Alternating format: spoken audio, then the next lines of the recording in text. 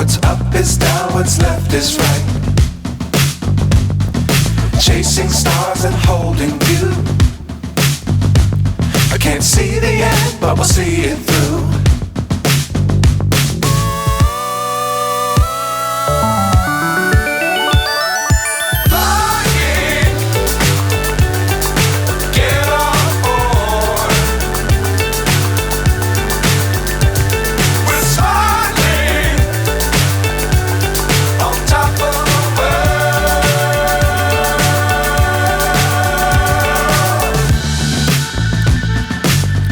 Times don't fly too high.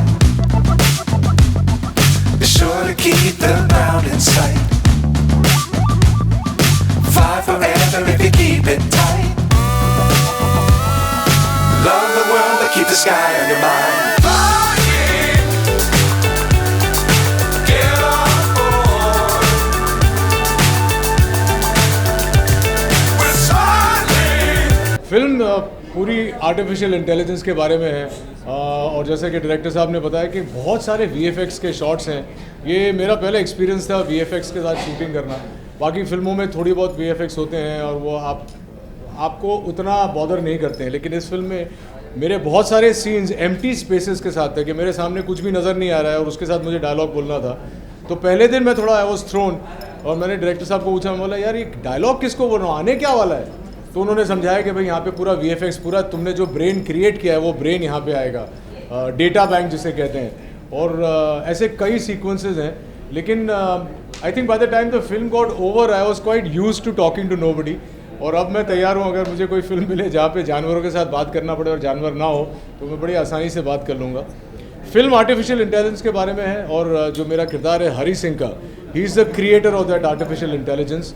अक्सर होता है कि हमारे कोई प्रिय, हमारे मित्र, हमारे परिवार वाले कोई अगर हमें छोड़ के चले जाते हैं तो बहुत दुख होता है और उनकी याद में हम तस्वीर लगा लेते हैं या वीडियो पे उनके पुराने वीडियोस देख लेते हैं फ़ोन पे। इस ऐप के द्वारा आप एक्चुअली उस इंसान को रिक्रिएट कर सकते हैं और वो ज़िंदगी भर ज़िंदगी आपके बगल में रहेगा, उसी तरह उठते बैठते रहेंगे आपके साथ, उसी तरह बात करते रहेंगे जैसे पहले करते थे। बस यही है कि आप उसे छू नहीं सकते क्योंकि वो है नहीं, तो एक अपैरिशन कह सकते हैं या एक छाया छवि कह सकते हैं। और इस ऐप को यूज़ करके वो बिल्कुल हूबहू वैसा ही होगा इंसान जैसा पहले था। अब क्वेश्चन इज़ कि ये ऐप अगर किसी गलत इंसान के हाथ में पड़ जाए तो आयरा जैसी फिल्म बनती है। कि हरी सिंह के साथ जो हो रहा है वो क्या हो रहा है, हरी सिंह ने ये बना तो दिया लेकिन ये किसके हाथ में है जो ये सब कुछ कंट्रोल कर रहा है। और यही पिक्चर का निचोड़ है। मैं चाहूँगा कि आप लोग जब फिल्म देखें तो आखिरी शॉट तक अपनी सीट से न उठें क्योंकि इस पिक्चर का निचोड़ आखिरी 5 मिनट में है। अब इतना बड़ा हिंट दे दिया है तो आप लोग क्लाइमैक्स ज़रूर देखिएगा। ये क्लाइमैक्स के बारे में भी एक कहानी आपसे शेयर करता हूँ। जब मैं पहली बार शूटिंग करने सेट पे पहुँचा तो मैं सैम को उससे पहले एक ही बार मिला था, DOP वगैरह को पहली बार मिल रहा था।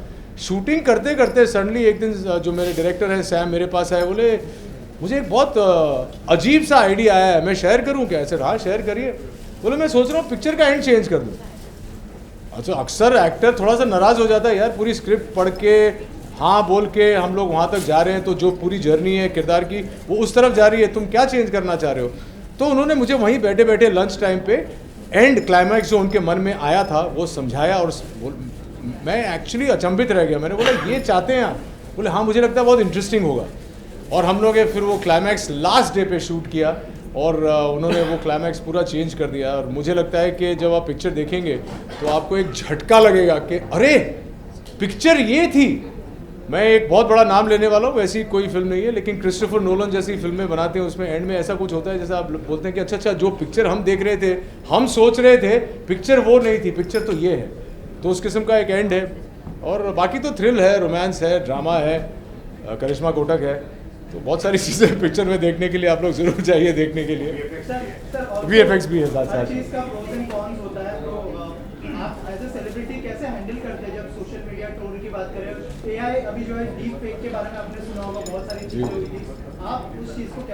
यार मैं बहुत ही अवेयरनेस को लेकर भी एक मैसेज देगी। अवेयरनेस की बहुत ज़रूरत है। आपने सही एक्चुअली सवाल एंड में पूछा तो 2 भाग में आपका जवाब दे देता हूँ। ये जो डीप फेक वगैरह है ये तो just tip of the iceberg है। लेकिन AI को यूज़ करके जो स्कैम्स कर सकती है कोई भी इंसान। मुझसे किसी ने हाल ही में ट्रेलर ड्रॉप करने के बाद किसी ने मुझसे पूछा था कि do you think artificial intelligence as dangerous as a nuclear bomb. मेरा ये मानना है कि न्यूक्लियर बॉम्ब से कहीं ज़्यादा डेंजरस है आर्टिफिशियल इंटेलिजेंस, क्योंकि न्यूक्लियर बॉम्ब जहाँ गिरता है हानि वहीं पे होती है या उसके आसपास कुछ चंद किलोमीटर में होती है, लेकिन आर्टिफिशियल इंटेलिजेंस अगर किसी गलत इंसान के हाथ में पड़ जाए तो वो किसी गांव खेड़े में बैठ के एक कमरे में से पूरे दुनिया को हानि पहुंचा सकता है। तो न्यूक्लियर बॉम्ब तो कुछ भी नहीं है, ये डीप फेक वगैरह तो बहुत छोटी चीज़ें हैं। रिस्पॉन्सिबिलिटी है। अब देखो हर चीज़ टेक्नोलॉजी का जहाँ तक ताल्लुक़ है अच्छा भी होता है बुरा भी होता है, और हम लोग देख रहे हैं कि हाल ही में एक सुपरस्टार का चेहरा मॉफ करके वहाँ पे किसी और का डाल दिया था और एक अश्लील वीडियो आउट कर दिया था। ये छोटी छोटी चीज़ें हैं, आगे चल के अगर ये चलता रहा तो ये आर्टिफिशियल इंटेलिजेंस बहुत हानिकारक हो सकता है, लेकिन इसके फ़ायदे भी बहुत सारे हैं। किसी ने चैट जीपीटी मेंशन किया था, वो भी एक नेसेंट स्टेज है। आगे चल के बहुत सारे ऐसे ऐप्स बनेंगे जहाँ पे इंसानों की ज़रूरत नहीं पड़ेगी। हो सकता है कि कल आप वर्चुअली ये पूरा प्रेस कॉन्फ्रेंस शूट कर लें। तो ये सारी चीज़ें हैं, आगे चल के पता चलेगा। हमेशा कोई नई टेक्नोलॉजी आती है तो इंसान डर ही जाता है, लेकिन ये समझना ज़रूरी है कि एक इंसान ही इसको क्रिएट कर रहा है, एक इंसान ही इसको हैंडल कर सकता है। तो hopefully it will be beneficial for the human race. आप ट्रोल्स को कैसे हैंडल करते हैं? मैंने कहा कि मैं बहुत ही नॉन कंट्रोवर्शियल एक्टर हूँ। मैं कभी ऐसी चीज़ें ना बोलता हूँ, ना मेरी ज़िंदगी में हुई है, बहुत बोरिंग हूँ। तो मुझे किसी ने कभी ट्रोल किया नहीं है, और जब मुझे कोई ट्रोल करता भी है बिला वजह तो मैं उसे जाके जवाब देता हूँ। हाल ही में मैंने किसी इंस्टाग्राम, मेरे दोस्त के इंस्टाग्राम अकाउंट पे एक नॉर्मल सा कमेंट रखा था, तो बहुत सारे लोगों ने कुछ उसे अश्लील भाव से पेश किया। तो मैंने उनको सीधा जाके बोला कि तुम्हारे दिमाग में गंद है, तुम शायद बचपन में सर पे गिर गए थे इसलिए तुम्हें ठीक से समझ में नहीं आ रहा है, और इसका मतलब ये है ये नहीं है। तो काफ़ी लोगों ने फिर अपोलोजाइज़ भी किया। ऐसे लोग भी होते हैं, अगर आप इंटरेक्ट करके उन्हें बताए, अपना पक्ष रखें, तो वो लोग सॉरी भी बोल देते हैं। मुझे याद है एक ही बार बहुत ज़बरदस्त ट्रोलिंग हुई थी जब मैंने रजनीकांत जी का एक जोक डाला था 5-6 साल पहले जब कोविड आया था। तो मैंने कहा था कि रजनीकांत को कोविड नहीं होता है, कोविड को रजनीकांत होता है, क्योंकि हम रजनीकांत के बारे में लार्जर देन लाइफ चुटकुले बनाते हैं। तो किसी ने उसे गलत समझ लिया और उसका गलत मायने निकाल के फिर काफ़ी ट्रोलिंग हुई। फिर मुझे समझाना पड़ा कि भाई ये तो मैं रजनी सर को ऊंचा दिखाने की कोशिश कर रहा हूँ कि इन्हें कभी कुछ हो ही नहीं सकता है। तो ऐसी छोटी मोटी बातें हैं, but usually I kind of engage with somebody who is written something wrong on my Instagram handle. अगर कोई कंट्री के बारे में या रिलीजियस कमेंट करता है उसे तुरंत ब्लॉक कर देता हूँ, because I can't tolerate anybody saying anything about my country और take up a religious debate with me on Instagram. अगर आपको बात करनी है तो मेरे साथ आके बात करिए या डीएम करिए, क्योंकि मैंने देखा है कि रिलीजियस कमेंट करो तो सडनली आप कुछ कहेंगे तो आप कुछ कहेंगे, उसके बाद में आपकी टिप्पणी आएगी, तो ये एक आग बन जाती है। I don't prescribe to that kind of comments on specially on social media. आखिर में जो है आपका जन्मदिन भी है, तो 5 तारीख को जो है एडवांस में हैप्पी बर्थडे। और Thank you. क्या कहना चाहेंगे ऑडियंस को बर्थडे के दिन, क्या सरप्राइज एक्सपेक्ट कर रहे हो उनसे? मुझे जन्मदिन मनाना बहुत अच्छा लगता है। मैं एक एरीज़ हूँ, एरीज़ लोगों को जो है वो बच्चे होते हैं, तो मुझे जन्मदिन सेलिब्रेट करना बहुत अच्छा लगता है कि सैम ने मुझे बहुत अच्छा जन्मदिन दिया है, जन्मदिन का गिफ्ट दिया है कि 4 तारीख को फिल्म रिलीज़ हो रही है और 4 तारीख की रात को मैं I will bring in my birthday with Ira. और यही चाहता हूँ कि आप लोग सब इस फिल्म के बारे में और बातें करें, लोगों से कहें, ताकि लोग थिएटर में आके देखें। मैं चाहता हूँ कि लोग पिक्चर देखें, सिंपल सी बात है। एक अरसे के बाद ऐसी फिल्म मैं कर रहा हूँ, एक सेंट्रल लीड करना अपने आप में एक बहुत रिस्पॉन्सिबिलिटी का काम है। काबिल और मुंबई सागा के बाद ऐसी फिल्म कर रहा हूँ जहाँ पे पूरा जो बोझ जिसे कहते हैं रिस्पॉन्सिबिलिटी एज एन एक्टर मेरे सर पे है या मेरे कंधों पे है। मुझे बहुत मज़ा आया ये फिल्म बनाकर, और मुझे लगता है कि जब आप लोग देखेंगे तो आपको भी मज़ा आएगा। फिल्म का जो कंटेंट है बहुत इंटरेस्टिंग है, थोड़ा डार्क है, लेकिन ह्यूमरस भी है, रोमांस भी है, ड्रामा भी है। तो आई थिंक सबको मज़ा आएगा। और आप लोगों का गिफ्ट मेरे लिए तो मैं कह चुका हूँ कि आप लोग जाके थिएटर में देखें और अपने दोस्तों से, भाई बंद रिश्तेदारों से कहें कि देवियों और सज्जनों पिक्चर जाके देखिए। चलिए, अनफॉर्चुनेटली मैं होली मनाता नहीं हूँ। मैं पहले होली सिर्फ अमित जी के घर मनाता था, और जब से वहाँ की होली बंद हुई है तो मैं ज़्यादातर होली बैशेस में जाता नहीं हूँ। लेकिन इस साल हर साल की तरह एक टोकन होली जहाँ हम हमेशा जाते हैं वो शबाना और जावेद साहब के वहाँ जाएंगे, और वो एक फैमिली एटमॉस्फेयर है, और वहाँ पे जाके बहुत सारे हमारे जो मित्र हैं वो हमेशा वहीं पे मिलते हैं। पर हम लोग वो हू हा धूमधाम वाली होली मनाना बहुत सालों पहले बंद कर दिया था। तो बस जावेद साहब के वहाँ जाएंगे, शबाना जी को तिलक लगाएंगे और होली मनाएंगे। और आप सबको होली की शुभकामनाएं। ओ रंग पर से भीगे चुनर वाली रंग पर से। जी जी, इंडस्ट्री को फायदा ज़्यादा होएंगे या नुकसान सर? किसका? एआई टेक्नोलॉजी से। एआई टेक्नोलॉजी से इंडस्ट्री को तो फ़ायदा ही होगा, क्योंकि इसका इस्तेमाल अगर सही हाथों में, जैसे प्रणव जी ने हमारा वीएफएक्स किया है, अगर किसी सही इंसान के हाथ में आ गया तो आप स्क्रिप्टें लिख सकते हैं, आप दिमाग में आइडिया सोचते हैं। मैंने भी हाल ही में चैट जीपीटी यूज़ किया था, तो मैंने जो थॉट था मेरे माइंड में, 5 राइटर को बुला के वो थॉट आपको पेपर पे डालना पड़ता है। लेकिन आप चैट जीपीटी को कहोगे boy meets girl, they gonna bike ride, accident होता है, विलेन आता है, ये होता है, इसकी कहानी बना के बताओ, तो आपको 30 सेकंड में एक सिनॉप्सिस मिल जाता है। तो आपको फिर वो सब करने की ज़रूरत नहीं है, उसके ऊपर फिर आप काम कर सकते हैं। तो आई थिंक एआई से बहुत फ़ायदा हो सकता है, सिर्फ हमारी इंडस्ट्री को नहीं, लेकिन बहुत सारी इंडस्ट्रीज़ को। अब आने वाला वक्त ही बताएगा कितना फ़ायदा कितना नुकसान होता है। So I'm always hosting Cricket League.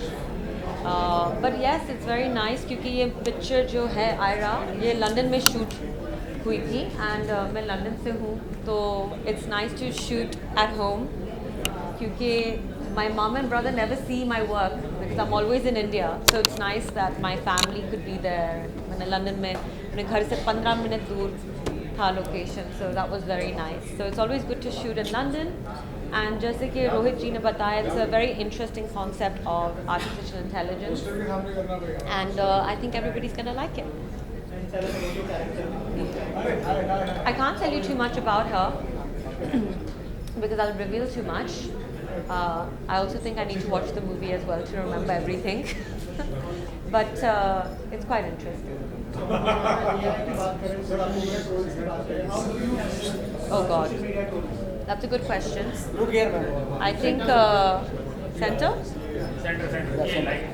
I think people trolling is awful. I think it's really mean. काफ़ी चीज़ें जो लोग लिखते हैं, it's not nice, but I just delete it. I ignore it. And what else can you do?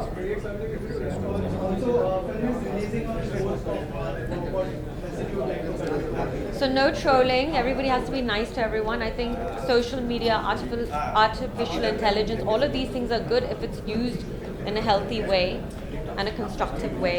So I hope everyone likes the movie and no trolling. Actually she's quite similar to me क्योंकि वो लड़की भी London से है, तो she also has an accent, so all of that worked. But I worked a lot with Sam and Rohit, and together we made it happen. How was your experience working with Rohit? Yeah, fun. It was really, really fun working with everybody. जैसे कि मैंने कहा, not only is it an interesting concept, it's nice to shoot in London. It was nice for me to shoot there. So overall, it was good. Thank you, guys. Yes. Yeah. Yeah. Yeah.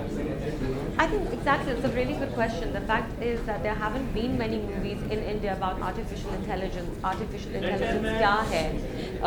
लोगों को पता ही नहीं है. So I think this is a really interesting concept, and obviously Sam is ahead of his time. He's sort of a very good story.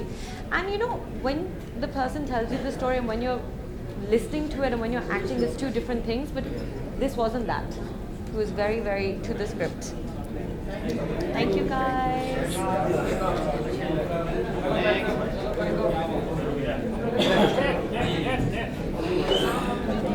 Hello, good evening.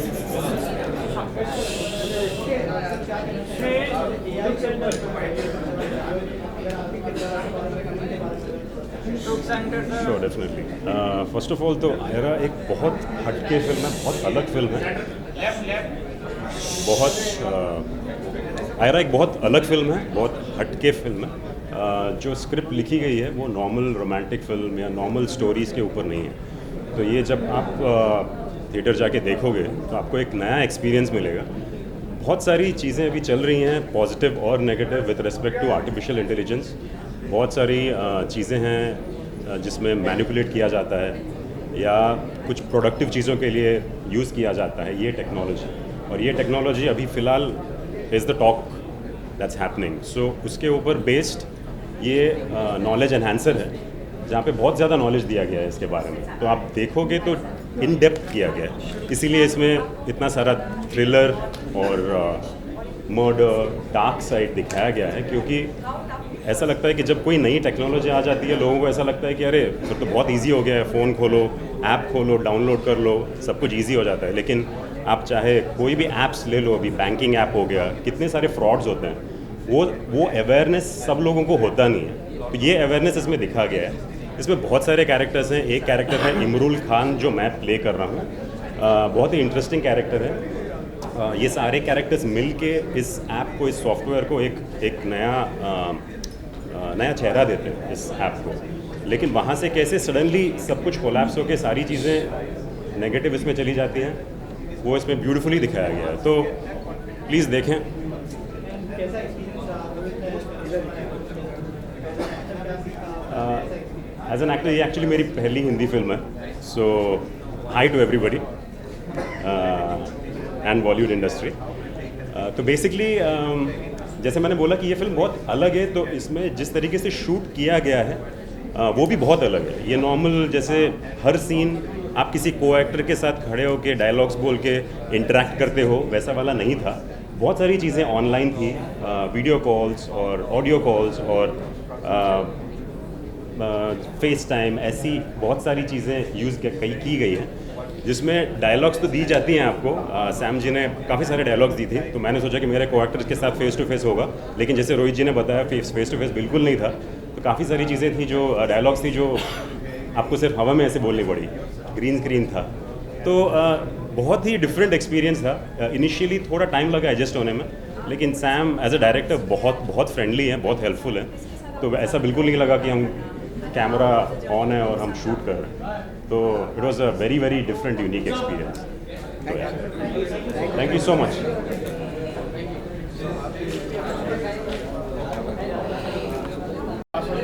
It's very simple. The guys go and watch the movie in cinemas. I think the whole idea was to make a movie where we are expecting social gathering. आज के दिन में हमको सबसे बड़ा problem ये है कि because I come from a generation जब सिनेमा देखना हम खुश होकर देखते थे. We to take up bucket of popcorn, go and watch it with family and with friends and everything. We would like to ask people to do that, because if you go and enjoy it in a cinema, it's a cinema experience. We have made the film, we have given a Dolby sound, we have done everything which is required for a cinema. So go and watch it in a cinema. Mobile phone में देख के क्या मजा आएगा? So वही request रहेगा कि people if they can go and watch it, they will understand more, because है थोड़ा सा critical film. समझने के लिए you have to sit on it, and because it will keep you gripped, very gripped, well gripped. Best of luck, sir. Best of luck. Ready, sir? Start. बोलिए क्या sir, मेरा एक ऐसा पिक्चर है, काफी दिनों बाद इसे देखने को मिलेगा। न्यू टेक्निक के बारे में किस तरह आइडिया है, कैसे बने, आपको सोचा बनाएंगे? आयरा का आइडिया बहुत दिन से मेरे दिमाग में घूम रहा था. इस नॉट ए मीन्स हम तो इसके साथ जी रहे लास्ट 3 साल से, 2-3 साल से इस पर VFX का काम चला हुआ and everything. This was a dream come true. Basically जब मैं final copy I saw it on Saturday, because every day इस पर करेक्शंस आता है, एवरी डे कुछ ना कुछ चेंज होता है. बिकॉज जब आपका फिल्म टोटली ड्रामा ना हो and it is dependent on a lot of technology and post production, it takes time. But the idea all started, आपको अब मैंने जो बोला था, idea started with the whole concept of AI. जब Covid में आपका बहुत हलचल मच गया था कि people are talking on Zoom calls, people can't see each other, people office में जा रहे हैं on the basis of and all the management and everything is done through your Zoom calls and everything. So हमने सोचा कि कुछ नया करते हैं और इसका क्या रिपरकशंस है आदमी को समझाते हैं. So obviously that was the idea how it was set, and now means it is the right time when जो बढ़ गया है, जो अभी जो सिचुएशन है, it is quite right to the time for release. Sir, trailer देखा हमने, काफी अच्छे, काफी बेहतरीन टेक्निक आपने यूज किया, पर एक्टर के तौर पे आप रोहित जी चुने, Rohit ji is a best fit in the character. जब आप देखोगे वो आपको समझ में आएगा, बिकॉज इस पे जो है मैं ज़्यादा इसका प्लॉट मैं वो नहीं करना चाह रहा हूँ. मतलब मैंने तो इस पे सोशल मीडिया में बहुत जगह पे देखा है कि आपका 2-2.5 मिनट का ट्रेलर में इन्होंने पूरा स्टोरी बता दिया. सो आप सोचो ट्रेलर में आपको इतना स्टोरी समझ में आता है तो 2-2.5 घंटे में फिल्म में क्या क्या दिखाई देगा।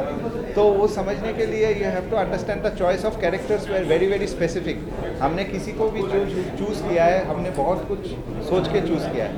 एंड कॉम्पेटिबिलिटी और अंडरस्टैंडिंग और believing a concept like this it's not easy. मैं किसी को भी जाके कोई भी एक्टर को बोलूँगा कि मेरे को ये करना है, सब ट्रस्ट नहीं करेंगे। बिकॉज आज के दिन में आपका हिंदी बॉलीवुड इंडस्ट्री में actors they are very specific कि क्या उनको क्या दिख रहा है, बिकॉज इसमें रियलिटी बहुत कम है, वर्चुअलिटी ज़्यादा है। सो जब हम पिच कर रहे थे उनको समझ में आया कि कॉन्सेप्ट हम क्या बोलने का कोशिश करें। So obviously is the right choice. Sir क्या कहना रहेगा in upcoming days will AI replace the humanity as a public figure what do you think in upcoming days will AI replace the humanity? नहीं, AI will never replace humanity. I don't trust that statement, but I definitely believe that actually it can make your life better if it is utilized in a proper way. But हमारे industry में तो film making में तो definitely कभी आपका है ना आदमी का रिप्लेसमेंट कभी कंप्यूटर कर नहीं सकता।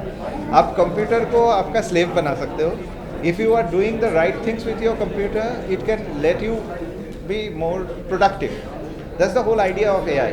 जैसे रोहित सर ने भी बताया कि अगर गलत आदमी के हाथ में एआई पड़ गया तो उसका गलत इस्तेमाल हो सकता है।